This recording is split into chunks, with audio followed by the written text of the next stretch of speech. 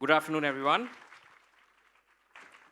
My name is Abhishek Choudhary, and I welcome you all to the Biographers Ball session. Because we have 5 very eminent writers, and I could really do a session with each of them, and it will go on for at least an hour, but we have only 40 minutes, so I think straight away I should jump to questions. How I have decided to structure is I'll go chronologically. I'll begin with a figure of antiquity, then I'll come to medieval times, and then I'll come to 20th century. So I want to begin with Luce Hughes-Hallett. Luce, you have an astonishing range. You've written about Cleopatra in ancient Egypt. You just had a book on Duke of Buckingham from 17th century England. And I think my favorite book of yours is the one on Gabriele D'Annunzio, who comes from 20th century Italy. So I wanted to ask you 2 questions. One, how do you arrive at your subjects? How do you choose your subjects? And this is something I'm going to ask each of you. And secondly, how different is it researching and writing a figure of antiquity as compared to a modern figure in terms of archives, in terms of methods, and your own ambition with the project? Well, that's a lot of questions to answer. To take the first one first, how do you choose the subject?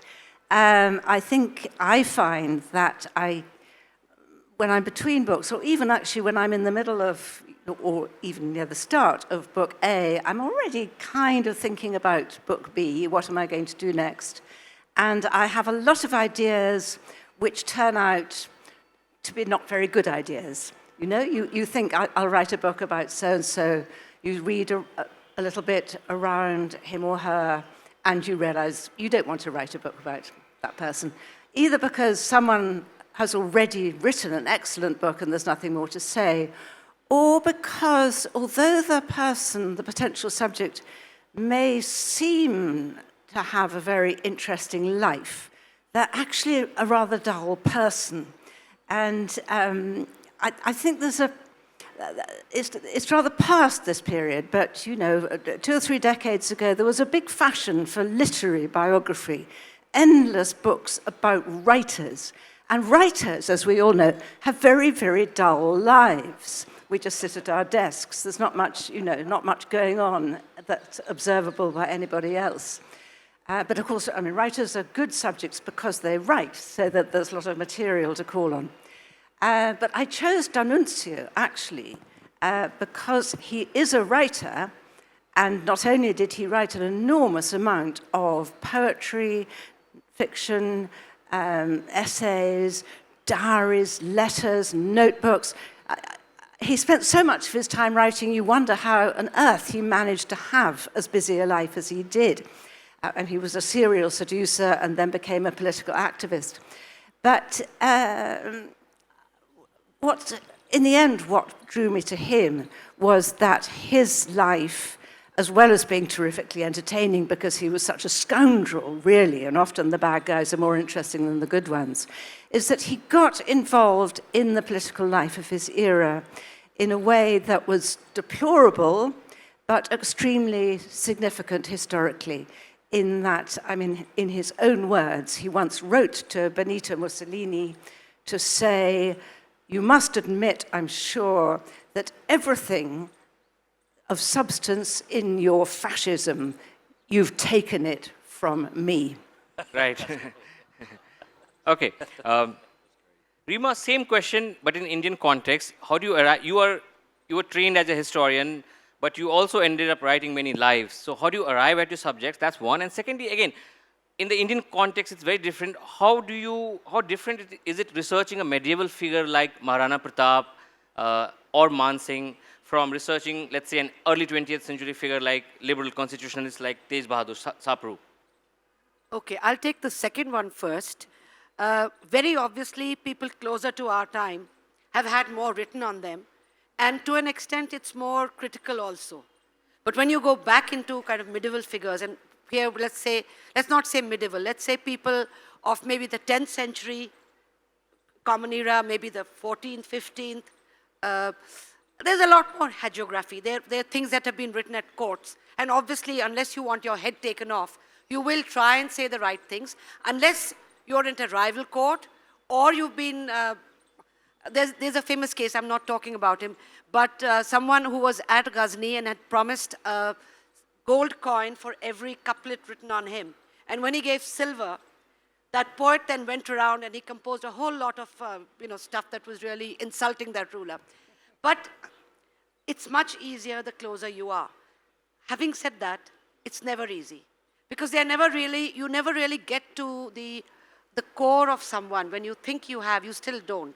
So a lot of it is like a jigsaw puzzle, or to bring in my archaeology part, you think you know the past, you think you know your character, but do you? And also, it's true confession time, I'm not really a biography reader, but having said that, why have I done so many biographies? Something wrong there. I'm going to leave it for me to figure out also. Why are so many biographers embarrassed of being biographers? I am, for one. Like in one of my interviews after the second Vajpayee volume came out, I think it's partly because in India, if you're a biographer, you are assumed also to be a hagiographer. Is that the case with you, or is it something else?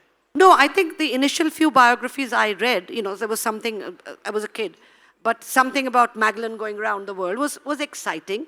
But I just thought most of the biographies that came our way as school children were boring. And so if I was writing biographies, maybe I was being boring. So I preferred fiction. Okay. I preferred science fiction. And somewhere, though I keep denying being a biographer, I guess what we are doing is biography, but are bits of it fiction? Is my reading of someone 100% what was happening? Is it overactive imagination? I'll leave it to the eminent panel because they're far more distinguished. I think life writing as a genre has considerably evolved, certainly in India, but everywhere in the last couple of decades. So anyways, so you can read biographies, and by all of them have written great books. I've read theirs. Yeah. I'll come to June Chang. You've written intensely personal family memoir, and to read them has been to enter a different universe altogether for me. But you've also published very fiercely provocative and revisionist biographies of Mao and Empress Dowager Shiji. So again, the same question: A, how do you choose your subjects? And secondly, in the Chinese context, how different is it writing intensely personal memoir, I suppose more from memory, from writing about people you did not have personal acquaintances with, archival reconstructions? I think I wrote all my books, 5 of my books, 2 autobiographies, Wild Swans, and now a sequel, Fly, Wild Swans. Right. And then the 3 biographies of Mao, Empress Dowager Cixi, the imperial concubine who founded modern China, and the 3 Song sisters, wives of Chiang Kai-shek, and so on. I wrote all my books not with provocation in mind. I just wanted to write truthfully about our lives and about the lives of those people. But of course, in the context of China, all my books are banned there. And the regime is trying to, stop me speaking even outside China. But in the 1990s, when I was researching the biography of Mao with my husband, John Halliday, we spent 12 years researching that book. More than 30 archives around the world, interviewing nearly everyone who was interested, who had interesting dealings with Mao, including in India, the people in the circle of Nehru and the time of Mao. I forgot what I wanted to say. Anyway, so we wrote this book. I think one most important principle for us, and that is to be honest. I think people helped me in those years because they believe I am honest. I mean, the Chinese who gave me wonderful interviews. Okay, in the 1990s, that was the most liberal time in China. I was able to travel in China for a decade, interviewing, people in Mao's circles, and people helped me. And so that's how, to be honest and to be thorough. And I think those are our principles. Okay, I'll ask a related question in a bit. I'll come to Scott. You seem to have a taste for all of the world's trouble spots, Scott. But tell me, how do you choose your subjects? From Lawrence of Arabia to Fred Cuny to your latest book on the last Shah of Iran. I don't know if he's the last Shah. I mean, who knows in few years? Right. Yeah, Might not be the last Shah after all. Yeah. I'm glad I didn't put the last Shah in my book title. So. Right.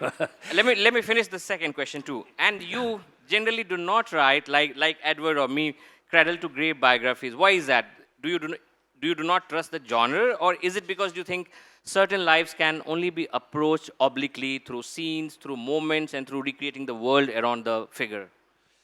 I think I'm drawn to, well, it's a combination of drawn to moments of history. I've spent a lot of time in the Middle East reporting on wars. So when I wrote about T.E. Lawrence of Arabia, it was to try to explore that period in Middle Eastern history when the modern Middle East was really created, when at the aftermath of World War I, the region was divided up between the colonial powers. And to me, what was wonderful about that period as a writer was you had this incredibly enigmatic figure of T.E. Lawrence, a really contradictory personality. And there's been something like 200 books written on T.E. Lawrence, and I think it's because he's still ultimately an enigma. I had the advantage of actually kind of writing 4 biographies in one, so I wasn't just dealing with Lawrence. In my reporting, it's been very clear to me that what has formed my life as a reporter is so much informed by the Iranian Revolution and the overthrow of the Shah.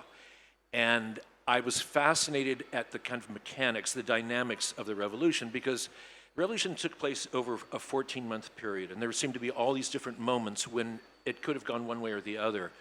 And what it really all hinged on was the personality of the Shah.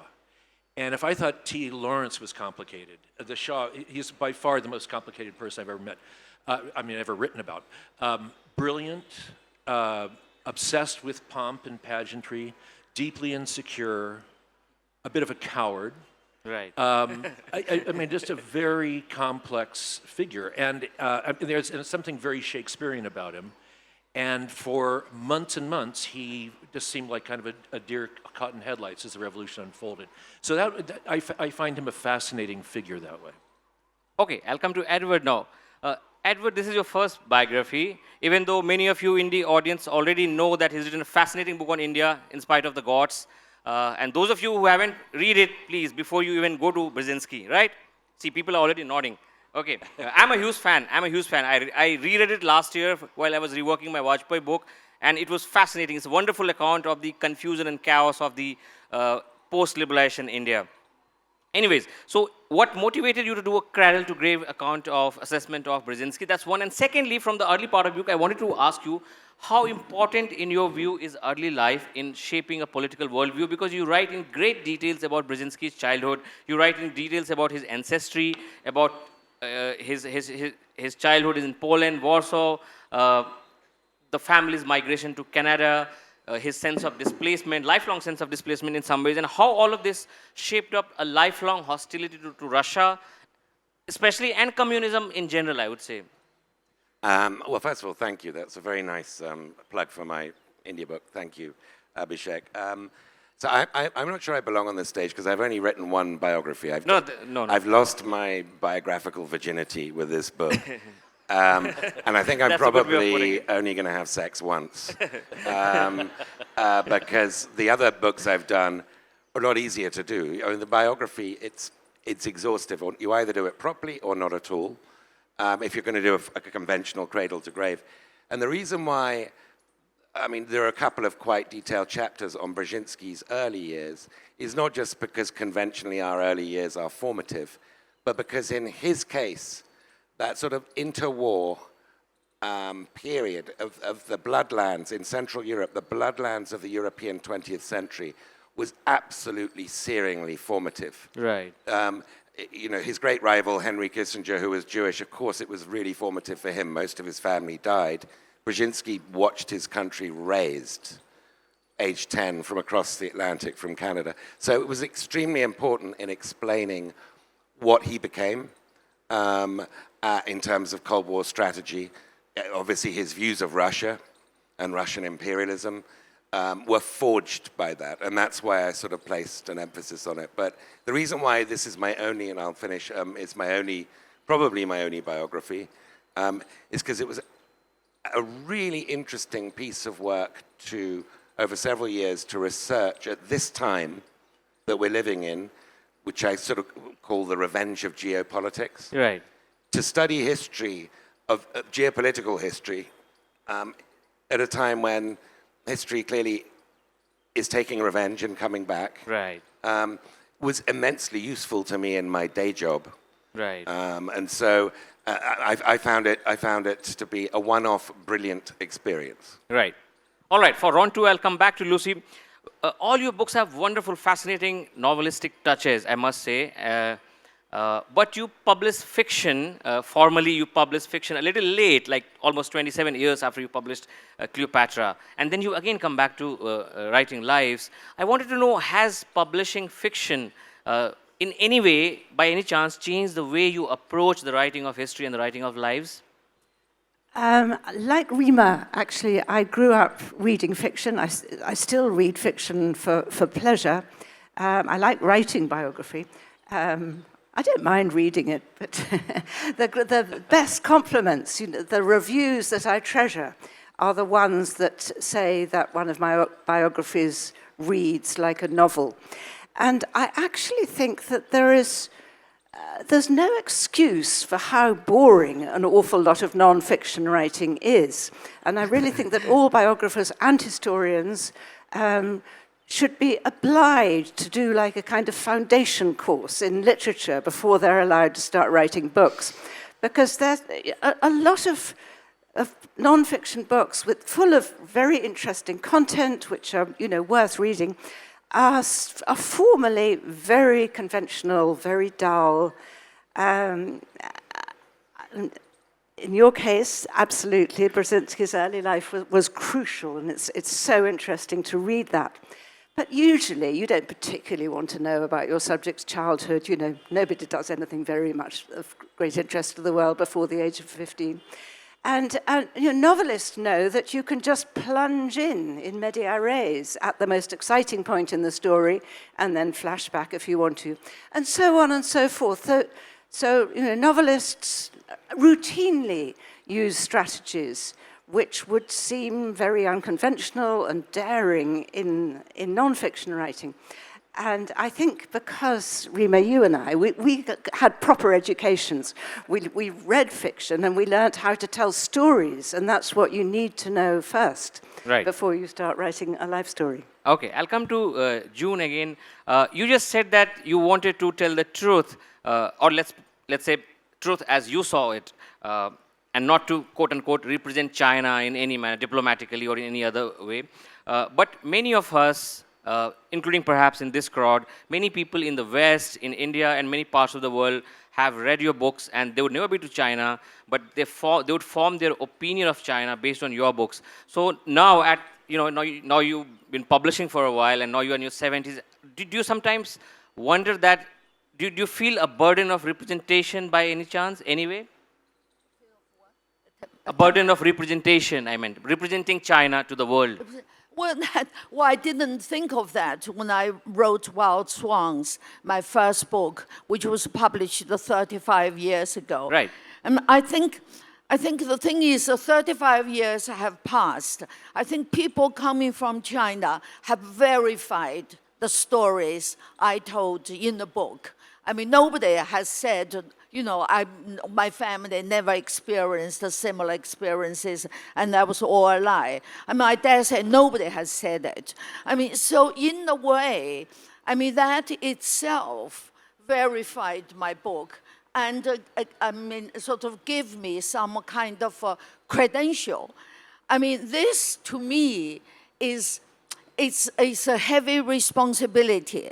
So when I come to write my next books, I feel I mustn't let my readers down by pulling my punches and by, writing not a word of that I don't believe to be true.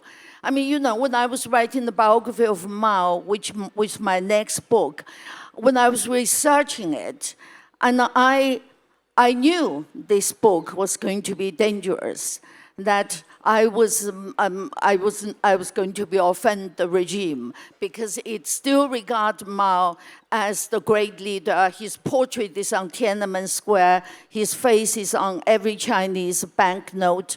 And my husband and I, documented his misrule of China. And I knew it was going to be dangerous because I discovered many things which I didn't know even when I was writing Wild Swans. And we spent 12 years researching that book. But I sort of made the decision that, that's it. Come what it may. I just have to write. Of course, one pays a price. My price now is that my mother is on her deathbed, right. But I'm unable to go to China to see her. Right. Rima, while I was researching my Vajpayee biography, I noticed that, by early 20th century, in the archives, certain medieval figures have become heroes, and someone like Maharana Pratap became a hero because, he defied the Mughals. And someone like Man Singh, who sided with the Mughals and fought the Hindus, he's become a really uncomplicated kind of villain. As somebody who's written about both these characters, how do you look at these easy, oversimplified binaries? But you've said that. They are easy, oversimplified binaries that people use when looking at something. One of the problems I think that a lot of biographers are facing, a lot of writers are facing, in the 21st century and in the 20th century is, if you write about something, then you must be eulogizing that person. But we don't have the voice of that person. If Jung is writing on Mao, she is not valorizing Mao. She has her critical view, which is coming through. But merely by the act of writing on someone, the tendency is to start labeling. Let's hope that doesn't keep happening. But yes, one of the things that I've always tried to do is get inside somebody's mind. We don't really have crash courses on how to do biographies. We don't have crash courses. We do have crash courses and long courses on creative writing. But when you pick something, you don't know why you're doing it to start with, but you don't really know what is going to be at the core of someone's soul, maybe. But as you go along, you develop a hunch, I suppose, no? You do more than that. You can't go by hunches so much, but you have some ideas about where that person is, basically what makes someone tick. And since you brought up this medieval period, which is very much alive for us in Rajasthan, in India, what makes them tick? Let's use the larger thing. Why is the villain of the story of the Ramayana, Ravan, a pure villain, which he is not in the original telling of the tale? Right. Why do we look at everything as being, someone has done this? What would I do if I was there? Are there easy choices? Always. And most of the time they are not. Right. And for writers who've been brave, this is directly for you. Right. Writers who've been brave in the face of problems and opposition, that's really being brave. I don't know if I would have that kind of courage. We don't until we are put to the test. Okay. And that's what a problem can be. Okay, fair enough. Now I'll come to Scott again. I already know the answer to this question, but I would anyway ask you. You write that, in your latest book, you write that the 1979 revolution was, and I'll quote you, world's first successful religious counter-revolution. In certain ways, I think it's also true of Hindutva in India. But I wanted to ask you, with all that is going in Iran at the moment, do you see in the current protest, by any chance, something like a new revolutionary moment? Great question. Yes, I think there is a chance for a counter-revolution in Iran. I think one of the problems, though, is that if the current regime took any lesson from the 79 revolution and of the Shah, it was that he was weak. That he never unleashed the military as he might have done. He actually, on a number of occasions, said, if sacrificing the youth of my nation is necessary for me to keep my throne, I won't do it. So rather than really do a wholesale slaughter. His people, he went into exile. And unfortunately, I think the lesson this regime has learned is that you can machine gun your way to stability. By the numbers that I'm hearing out of Iran of this past week, 4 times as many people have already been killed in the streets of Iran than died in the Iranian Revolution of 78, 79. 4 times as much in 1 week. That's a huge number. Yeah, and so and unfortunately, I think that's the lesson this regime has come away with. That's the way you put down a revolution. Okay, all right. Edward, Americans have an over-evidence of everything, and I think Brzezinski left behind a huge paper trail from the sense I get from reading your book. I wanted to ask you, so making sense of the archives, did it ever feel like a logistical nightmare? Because you had too much. Like, for many of us in this part of the world, we have too little by way of original archives. So yeah, and as his first major biographer, how did you deal with that? With so much material around? It's a great question. I mean, it was an embarrassment of riches. It's the opposite of writing about Akbar. And Robert Cairo, the biographer of LBJ. Has spent all his life doing one life. Yeah, we're doing one life. And he wrote a small book about biography, and there's a documentary called Turn Every Page. He did. And you could be turning pages, mind-numbing memos that people write in bureaucracies. And you're thinking, why am I looking at this? And then suddenly you'll get a gotcha moment. And so the turn every page thing is essential. You've got to. It is. So there's too much material. I have to say, though, the more you get into the material, and everybody else on this stage is better qualified to talk about this than I am, but the more, as a journalist, I felt this is as close as you get to novelistic in writing, because it's a story in non-fiction. Because it's a story with a beginning, a middle, an end, characters, a plot, not a big twist at the end. I mean, he dies, so that's not a surprise. But everything else, I've never felt such free rein as a writer of non-fiction as this. And the reason why I was able to is because there was so much material, and I immersed myself in it. There's no substitute. Right, and it shows in your prose, in the quality of your prose. Yeah, it comes out in the quality of your prose. I really like you, Abhishek. Okay, I'll come back to Lucy. For a long time, biography meant men writing fat books about other men, and Edward and I belong to maybe that category. Why do you think we still have relatively few biographies of women, or is it merely a symptom of a larger malaise, larger story of historical gender inequality, that we do not have enough biographies of women? Well, for one thing, I'm not sure that's true. Certainly in England, which is where I come from, there are a great number of biographies of women being written by women to redress that balance. But it's certainly true, of course, that throughout many, many, many centuries, kind of pretty well every century except for the last 100 years, the people in power, the people who were taking an active part in public affairs, were male. So inevitably they will have attracted more attention. So that is one answer. But hey, my first book was about Cleopatra. I know. I'm not talking about you, but in general. But in your second book, Heroes, I asked you this question pointedly because in the preface to Heroes, your second book, you did mention and you clarified why you did not include a female figure, which is why I asked you. Yes, absolutely. Well, so I'd written my book about Cleopatra, which takes the form of looking at the historical person. That's the first 2-3 chapters. And then after that, I'm looking at the way she's been represented over the 2,000 years that separate us from her lifetime. And although I didn't particularly set out to make this a study in misogyny, that's on the whole what I found. And also, not just, hostility, not just sort of misogyny, but ideas about what women were or should be or could be.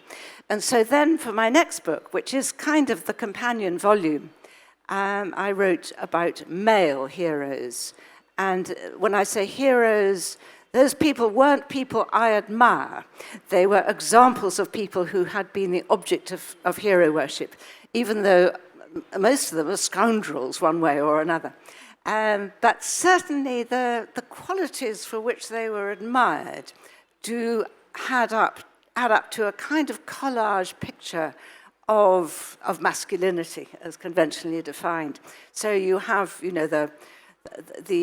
I begin with Achilles, the great warrior hero from Homer's Iliad.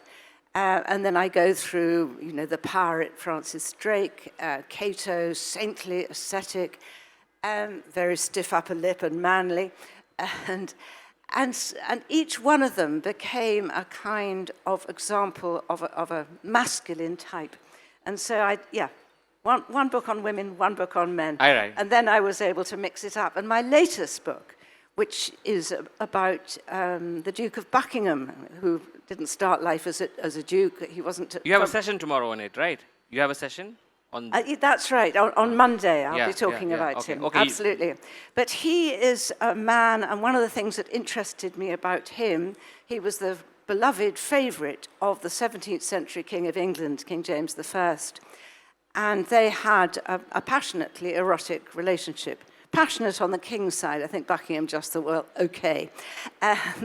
But so really, he is a man who led what would normally be seen as a woman's life, in that he rose to great fortune and great power on the strength of his looks alone.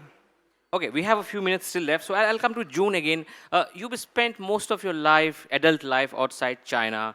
But of course, all your books are about China. And clearly, when one reads you, one can see that distance has made it much easier for you to understand China clearly. But I'm also wondering, has distance also over the decades made it harder in some ways to understand China for you, by any chance, certain aspects of it? Now, my last book is Fly, Wild Swans, a sequel to Wild Swans. Is about my life since I came to the West, right. Since I get out of China in 1978. And 1978 was a watershed moment because China ended the Mao era and began reforms. And in a way, it's transformed and became the sort of rather glamorous country we see today. And that all started in 1978. So nearly half a century has gone by. I mean, now I'm writing this period while I'm living in Britain. But until fairly recently, when political atmosphere worsened, that made it impossible for me to go to China, I had been going back to China almost every year. My mother lives there. She's in her early 90s.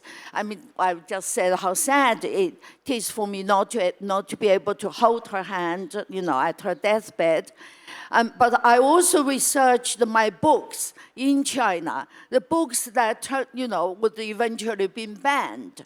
So China was relatively liberal in those periods.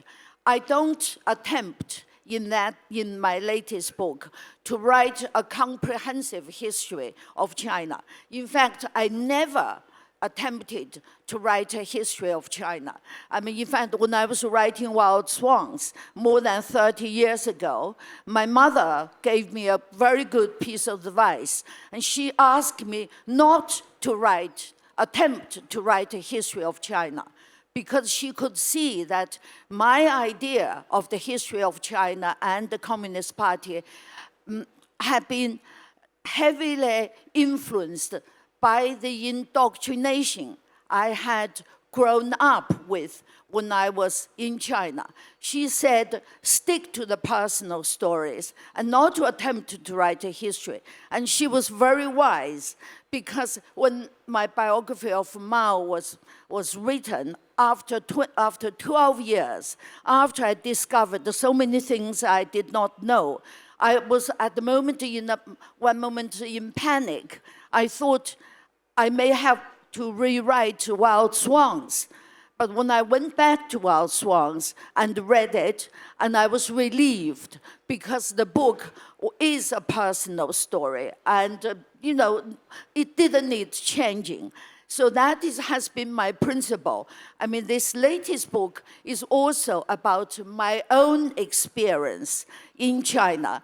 But interestingly, like Wild Swans, it also reflects China in the last 40-odd years. It has influenced the years of change, of hope, of development, how China rose, and the arc, and at what stage, for what reason, did the country become more repressive and also seem to be trying to go back to the Maoist days, and how and why it is impossible for anyone to do that now. The door that has been opened can't be closed again.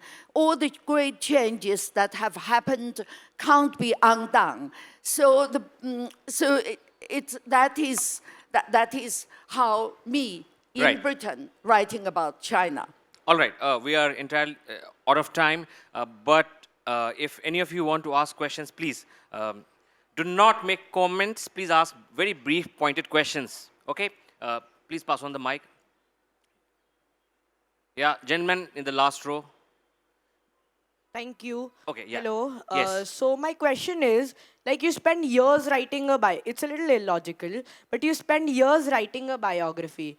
And then a day comes when you just have to leave the person. You've been basically living with the person. So is that easier to leave that person, or is it harder? Is it sad? Who's going to answer this? Yeah, please. There's in Brzezinski's life, there's something called SALT, Strategic Arms Limitation Treaty, which were these nuclear agreements, which are important to explain in his biography. And there's SALT 1 and SALT 2, and I got so immersed with Zbig. My wife said there's 3 people in this marriage, me, you, and Zbig, to such an extent that if she asked me at dinner to pass the salt, I would say SALT 1 or SALT 2. It's not true. Okay, next. Yes, sir. Red hoodie at the back, maroon hoodie rather.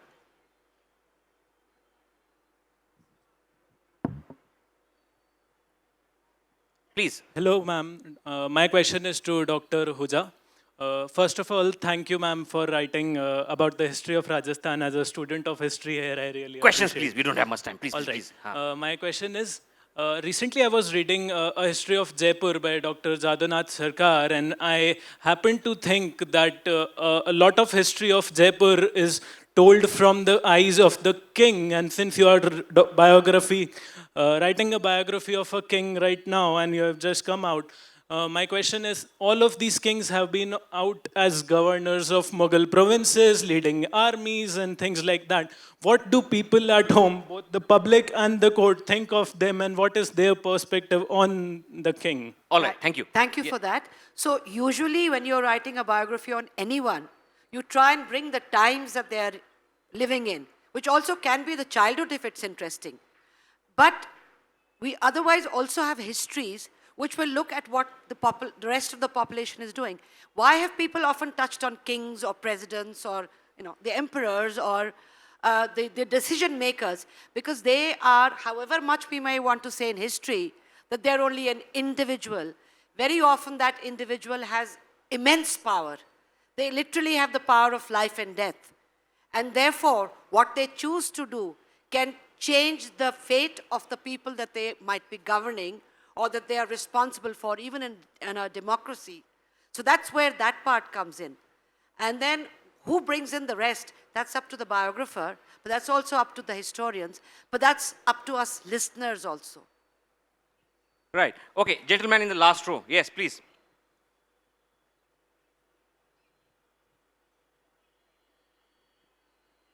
And of course, there's also this issue of sources when it comes to writing subaltern lives.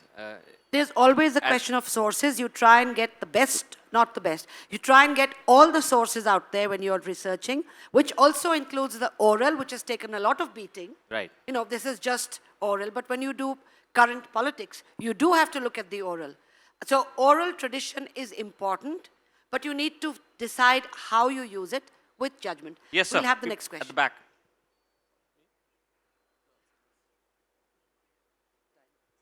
The mic is not working.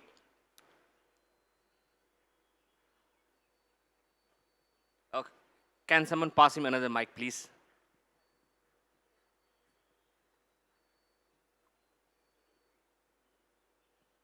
Yes.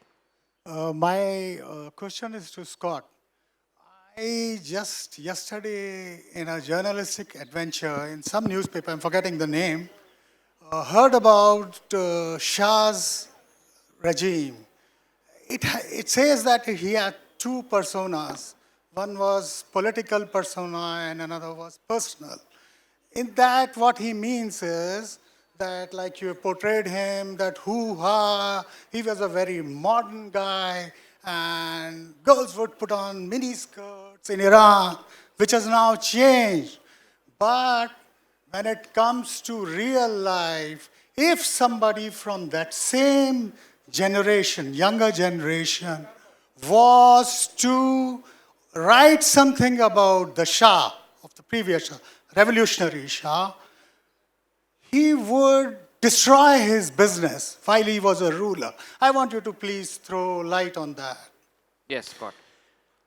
Yeah, I mean, as I said earlier, I find the Shah just such a contradictory figure. And he was a modernizer. He had political prisoners, not the 50,000 that Amnesty International at one point said he had, but it was about 4,000. He was a progressive in so many ways. He gave women the right to vote. He built universities across the whole country.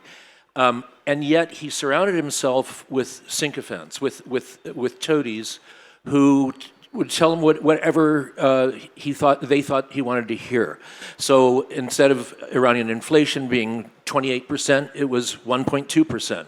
So he lived in this kind of bubble. And when the revolution started happening, I think at some level why the Shah was so paralyzed was he truly believed on some level that his people loved him, and they did not. They might have loved his wife. She was very charismatic. She had a common touch. But the Shah was a very distant, very aloof man. And I think he just kind of went into a state of suspended shock when he realized that the country was turning against him and didn't know what to do. There's one great little anecdote I'll tell about the Shah. It shows you how complicated he was. He became convinced that the United States and the UK were in secret alliance with Khomeini to overthrow him. And he would bring this conspiracy theory out periodically. At the same time he was floating that theory, the two people he would listen to, the two people in Tehran he would take advice from, were the American and British ambassador.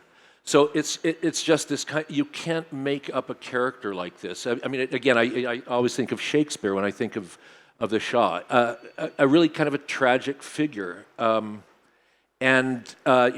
his son is running around hoping to be the next Shah. I'm not sure that's actually going to come off, but good luck to it. We'll see. All right, lady in the third row. Yes, please, ma'am. Please, someone pass on the mic. Okay, this is Quick question. We just have a minute. This is for Scott. In both Lawrence in Arabia and the Shah, how did you not get so disgusted all the time with the wrong-headedness of all the people in power? Britain, France, the U.S. with the Shah. There were so many areas that it could have turned out differently. I feel that my last three books, I kind of work in the subgenre of great American foreign policy screw-ups. And so I have enough material to not just my lifetime, but my grandchildren. It's pretty astonishing, but I think that having come from a journalistic background, I'm kind of a natural cynic anyway, so there's very little, certainly of my government today, that surprises me anymore. So.